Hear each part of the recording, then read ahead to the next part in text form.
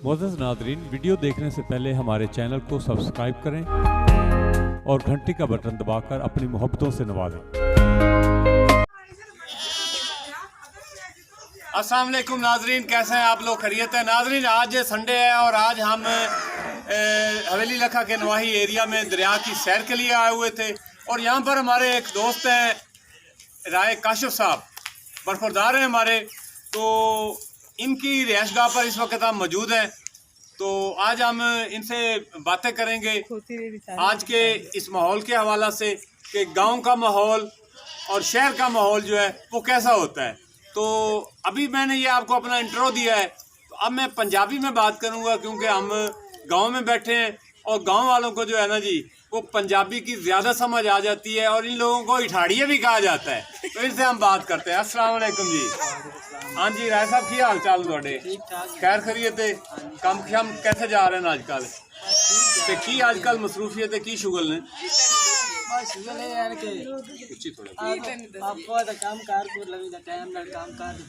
अच्छा खेती बाड़ी हुण कणक बीजी है। अच्छा, कितनी कणक तुसी गड्डी हुई है?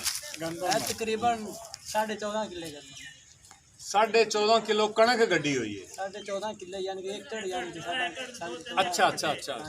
ते दरिया दा पानी लांदे जी? हाँ जी, दरिया दा पानी मुफ्त हुंदा है? मुफ्त हुंदा है। ते ये जेड़ा है पानी फिर चोरी च गनींदा है या चोरी च नहीं गनींदा जी? वो तो उन्हें वैल ही करना पैंदा, सरकारी पानी यानी कि दरिया दा नहीं, नहर वाला सरकारी। अच्छा, सुने भी दरिया ने ऐ सारी तुहाडी जमीन भी कोई थोड़ी जी दरिया ने कब्जा कर लिया है? हाँ जी, दरिया दा हर साल ही दावा सारी जमीन दा। ते फिर वो कब्जा छड़ाने वास्ते कोई डांग सोटे लेके गए नहीं तुसी दरिया कोले? नहीं, डांग सोटे की दरिया दी यारी मिलदी है जिदे उते दिल कदे टुर जांदा। अस्सलाम वालेकुम।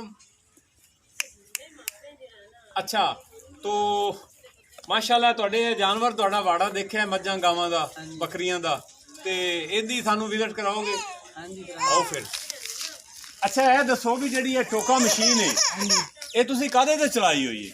रोके ते बिजली पे जी? हाँ जी, बिजली ते चलदी? हाँ जी। अच्छा, तो ये दूसरे ते नहीं चलदी अपना? सोलर तो नहीं चलदी। अस्सलाम वालेकुम जी। बस असीं ये तो मगरब टा निकलांगे। टोका मशीन चल रहा है तुहाडा? हाँ जी। माशाल्लाह। ए बकरा है? हाँ जी, कटोरियां हैं। अच्छा माशाल्लाह जी। अच्छा, पत्थे तुसीं कल्ले ही कुतर लेंदे जे फिर? हाँ जी, कल ही गुजरना है। अच्छा अच्छा। कैमरामैन साहब तुसीं साडे नाल ही रहना है ते सानू तुसीं जेहड़ा है ना जी अज कवर करना है। हाँ जी, ये दसो जी ये अपना छतरे जेहड़े हैं किन्ने रखे हुए छतरे? 8-10 हैं और जो उधर बकरियां हैं। अच्छा ये बच्चे हैं और वो गाय हैं। अच्छा अच्छा अच्छा। ये मतलब से माशाल्लाह ये गाय है। ठीक हो गया जी।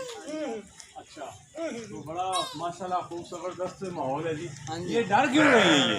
वो डंगे डॉक्टर जो आते हैं वो टीके लगाते हैं, वो ऐसे समझे कि डंगे डॉक्टर। अच्छा अच्छा अच्छा। लो जी सुन लो, ये सानू डॉक्टर समझी खड़े जे। मज्जां जेड़ियां ने गावां जेड़ियां ने ये सानू डॉक्टर से कुछ नहीं है, कुछ नहीं साढ़े हाथ से। प्यार ले ले जरा। शाबाश। ओ हो गुस्सा कर गई है? कोई बात नहीं। तो माशाल्लाह जी, अल्लाह ताला मजीद बरकतें दे जी। अच्छा, ये दूध वाली कितनी भैंसें हैं आपके पास? तकरीबन 4 हैं। अच्छा, दूध खालस होता है? और एक नंबर दुध दी तो क्या बात है जी फिर? हाँ जी, पिंड च ही सोख हुंदा है। ते घ्यो शो जेड़ा है वो किन्ना को बनांदे थे? घ्यो जी जिन्ना दिल करे जिन्ना चाहिदा उन्ना को बना। अच्छा, कहंदे ने भी पिंडां दे विच पहले बड़ा दुध हुंदा सी, हुण दुध गायब हो गया, हुण सारा दुध वेच दित्ता जांदा है ते घर दे बाल भी भुखे रह जांदे ने। हाँ जी, हुण दुध ही लै जांदे ने। हुण पिंड दा माहौल बन गया कि हुण हर जरूरत वास्ते दुध बेच देंदे ने ते ओह। अच्छा, तुसी घर च भी रखदे जे दुध शुद्ध? हाँ जी, पीवन वास्ते यानी कि वाधू रखने ते अच्छा। चाहिदा होवे। ठीक हो गया। हाँ जी। चलो बहुत शुक्रिया जी ਤੁਹਾਡੇ ਪਿੰਡ ਦਾ ਜਿਹੜਾ ਹੈ ਨਾ ਜੀ ਅੱਜ ਵਿਜ਼ਿਟ ਕੀਤਾ ਹੈ ਅਸੀਂ। ਇਹ ਤੁਹਾਡਾ ਸਾਰਾ ਜਿਹੜਾ ਹੈ ਘਰ ਵੀ ਦੇਖਿਆ ਮਾਸ਼ਾਅੱਲਾ। ਅੱਲਾਹ ਤਾਲਾ ਬਰਕਤਾਂ ਦੇਵੇ ਜੀ। ਤੇ ਕੁਰਬਾਨੀ ਦੇ ਜਾਨਵਰ ਵਗੈਰਾ ਤੋਂ ਤੁਸੀਂ ਫਿਰ ਇੱਥੇ ਘਰ 'ਚ ਹੀ ਕਵਰ ਕਰ ਲੈਂਦੇ ਜੀ? हाँ जी, कुर्बानी लगाओ जिन्हें बकरा हैगा जी ਅੱਛਾ। तो जिन्हें कट्टा जाने खलोता है ਹਾਂ ਹਾਂ। बस ਅੱਛਾ ਅੱਛਾ। ਇਹ ਜਾਨਵਰ ਛੋਟੇ ਜ਼ਿਆਦਾ ਨਜ਼ਰ ਆ ਰਹੇ, ਇਹ ਇਹਨਾਂ ਦੇ ਹੀ ਬੱਚੇ ਆ ਸਾਰੇ? हाँ जी, इन्हें वड्डियां दे बच्चे इन्हां दे यानी कि बच्चे स्टार्ट होते हैं, कोई छोटे नहीं। चलो माशाल्लाह जी, ठीक हो गया जनाब, बहुत शुक्रिया जी काशिफ भाई।